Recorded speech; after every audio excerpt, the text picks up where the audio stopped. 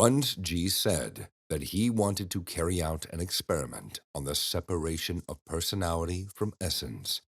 We were all very interested because he had promised experiments for a long time, but till then we had seen nothing. I will not describe his methods. I will merely describe the people whom he chose that first evening for the experiment. One was no longer young and was a man who occupied a fairly prominent position in society. At our meetings, he spoke much and often about himself, his family, about Christianity, and about the events of the moment connected with the war and with all possible kinds of scandal that had very much disgusted him. The other was younger. Many of us did not consider him to be a serious person.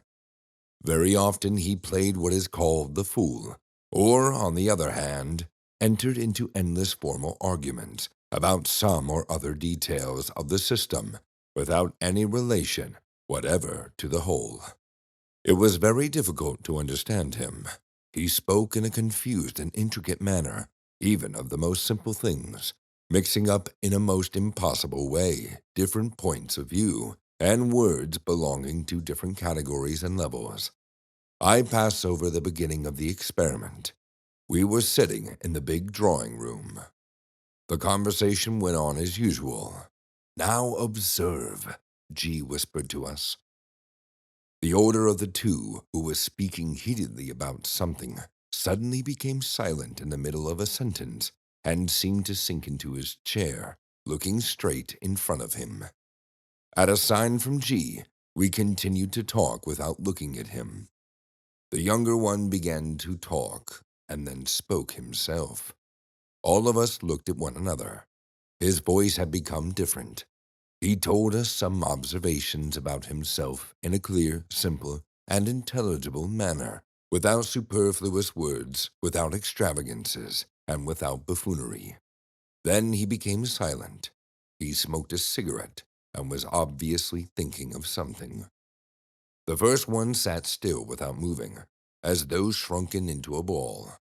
"Ask him what he is thinking about," said G. I? He lifted his head, as though waking up when he was questioned. "About nothing."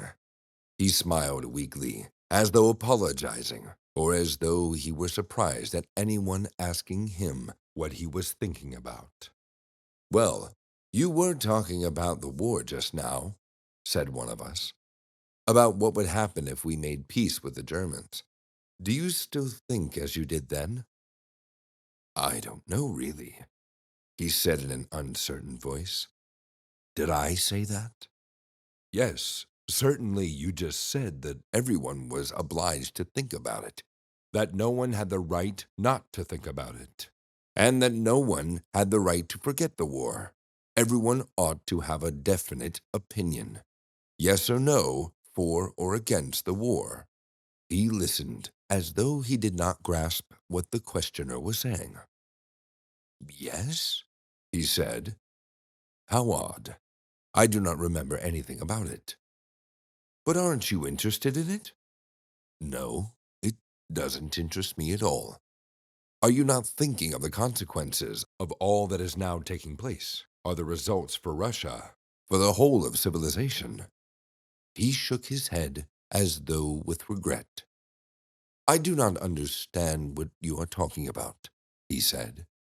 "It does not interest me at all, and I know nothing about it." "Well, then, you spoke before of your family. Would it not be very much easier for you if they became interested in our ideas and joined the work?" "Yes, perhaps," again in an uncertain voice. "But what should I think about it?" "Well, you said you were afraid of the gulf, as you expressed it, which was growing between you and them." No reply.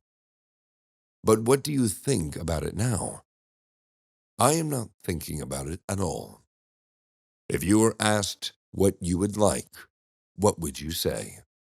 Again, a wondering glance. "I do not want anything." "But think what you would like." On the small table beside him, there stood an unfinished glass of tea. He gazed at it for a long time, as though considering something.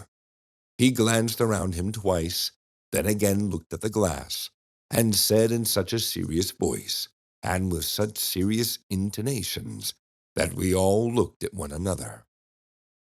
"I think I should like some raspberry jam." "Why are you questioning him?" said a voice from the corner, which we hardly recognized. This was the second experiment. "Can you not see that he is asleep?" "And you yourself?" asked one of us. "I, on the contrary, have woken up." "Why has he gone to sleep while you have woken up?" "I do not know." With this, the experiment ended. Neither of them remembered anything the next day. G explained to us that with the first man, everything that constituted the subject of his ordinary conversation, of his alarms and agitation, was in personality, and when his personality was asleep, practically nothing remained. In the personality of the other, there was also a great deal of undue talkativeness, but behind the personality, there was an essence which knew as much as the personality, and knew it better. And when personality went to sleep, essence took its place, to which it had a much greater right. Are you tired of hearing the word subscribe? Of course you are. What about the word comment? Tired of that one too? How about like and share? Don't like those either, huh? All right, well, then this is kind of awkward.